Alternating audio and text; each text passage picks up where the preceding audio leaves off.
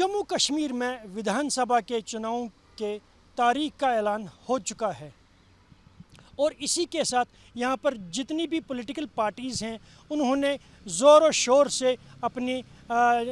Elections का जो है तैयारियाँ शुरू की हैं। आपको बता दें कि आर्टिकल 370 के हटाए जाने के बाद ये पहली बार होगा कि जम्मू कश्मीर में विधानसभा के इलेक्शंस कराए जा रहे हैं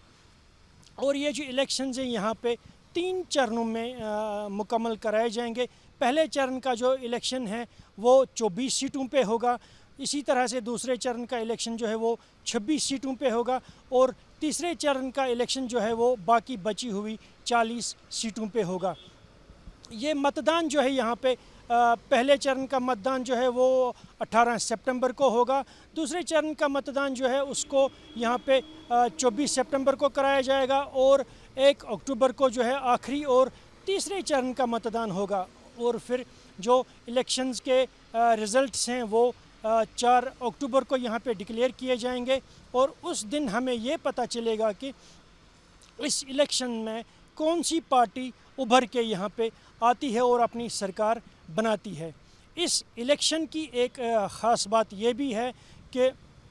यहाँ पे नेशनल कॉन्फ्रेंस और कांग्रेस ने पहले ही प्री पोल अलायंस किया है, एक गठबंधन बनाया है। उन्होंने सीट शेयरिंग पे भी उनका जो है एक फ़ैसला हुआ है। नेशनल कॉन्फ्रेंस और कांग्रेस के बीच में ये जो गठबंधन है ज़ाहिर है इससे जो है बाकी पार्टीज़ को थोड़ा सा झटका तो ज़रूर लगा है, लेकिन अगर हम बात करेंगे पीडीपी की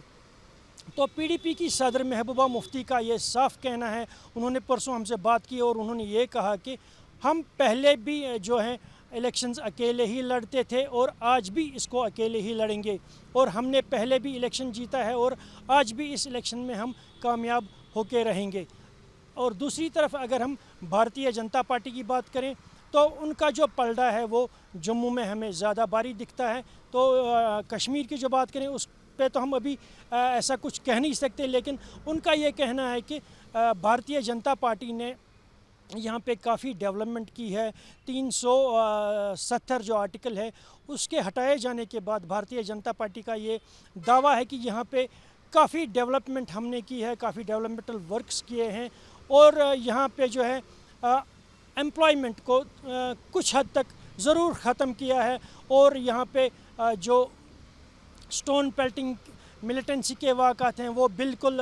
नॉमिनल हो चुके हैं। आज की डेट में यहाँ पे स्थिति जो है सामान्य हो गई है और यही मुद्दे लेके वो जो हैं अपने लोगों के सामने जाएंगे और उनको यकीन है कि उनकी पार्टी को यहाँ पे कामयाब किया जाएगा। अगर हम अब पीडीपी की बात करें या नेशनल कॉन्फ्रेंस की बात करें, उनका साफ तौर पर यह कहना है कि उनका जो एजेंडा है वो पहले तो 370 और यहाँ पे स्टेटहुड को वापस लाने का होगा। उसके बाद जो है बिजली पानी सड़क कॉमन सब पार्टीज़ का होता है, इनका भी है। और एक और ख़ास बात इस बार ये कही गई है नेशनल कॉन्फ्रेंस और पीडीपी की तरफ से, जो यहाँ पे लोग हैं उनको 200 यूनिट बिजली जो है वो फ्री फराहम की जाएगी। ये दोनों पार्टीज़ नेशनल कॉन्फ्रेंस ने भी और पीडीपी ने भी ये ऐलान किया है। अगर अब हम बात करेंगे साउथ कश्मीर की, जहाँ पे इल्तिजा मुफ्ती उतरी हैं फील्ड में, उन्होंने अपना नामांकन पत्र परसों भर दिया है। वहीं दूसरी तरफ से कांग्रेस के दिग्गज नेता वहाँ पे हैं, जिनमें से पीरज़दा मोहम्मद सईद हैं, गुलाम अहमद मीर हैं और नेशनल कॉन्फ्रेंस के जो हैं हसनैन मसूदी, वो भी वहाँ पे हैं। तो सीधा ट्रायंगुलर फाइट वहाँ पे देखने को हमें मिलेगी साउथ कश्मीर में पहले चरण में। और दूसरे चरण की बात अगर हम करें सेंट्रल कश्मीर और गांदरबल की, तो इसमें हमें ये लगता है कि सीधी टक्कर जो है पीडीपी और नेशनल कॉन्फ्रेंस के बीच में होगी। जो अलायंस बना है कांग्रेस नेशनल कॉन्फ्रेंस का, उनके बीच में टक्कर होगी। और अगर अब तीसरे चरण में हम बात करेंगे नॉर्थ कश्मीर की, वहाँ पे एक अनोखा एक फ़ाइट देखने को हमें मिलेगा। अनोखी फ़ाइट हमें देखने को मिलेगी कि वहाँ पे जो पीपल्स कॉन्फ्रेंस के सज्जाद गनी लोन हैं उनका काफ़ी दबदबा था और वो कई इलेक्शंस वहाँ से जीत के आए हैं। लेकिन पिछली बार जो है इंजीनियर रशीद जिनकी पार्टी जो इंजीनियर रशीद हैं, उन्होंने अपनी पार्टी के लिए इलेक्शन जो है जेल में रह के लड़ा था। और हैरान कुन बात यह है कि उन्होंने 2 दिग्गज नेताओं को, जिनमें पीपल्स कॉन्फ्रेंस के सज्जाद गनी लोन और पूर्व मुख्यमंत्री उमर अब्दुल्ला जो थे, उनको दोनों को इस पार्लियामेंट्री इलेक्शंस में हराया, क्योंकि लोगों का सिंपैथेटिक वोट जो है वो इंजीनियर रशीद को मिला था। अब इस बार ये देखना होगा कि सीधी ट्रायंगुलर फाइट हो रही है वहाँ पे पीपल्स कॉन्फ्रेंस और जो हमारे इंजीनियर रशीद हैं और कांग्रेस एनसी का जो अलायंस है उसमें, वहाँ पे ट्रायंगुलर फाइट होगी और वो ज़बरदस्त वहाँ पे इलेक्शन का घमासान हमें देखने को मिलेगा। अगर अब हम बात करेंगे